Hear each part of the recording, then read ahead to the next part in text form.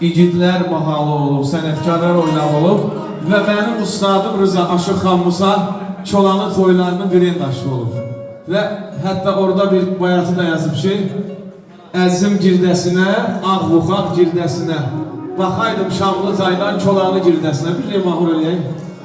Burada şükr edir haqqa hər məndə, ürək gördüyündən düşür kəməndə. Ay əmi, bələdçi nə gərək görünən şəndə, dostum yaxşı saxla bu adı yadda. Rıza, Şirvanda bir el var Çolan adda.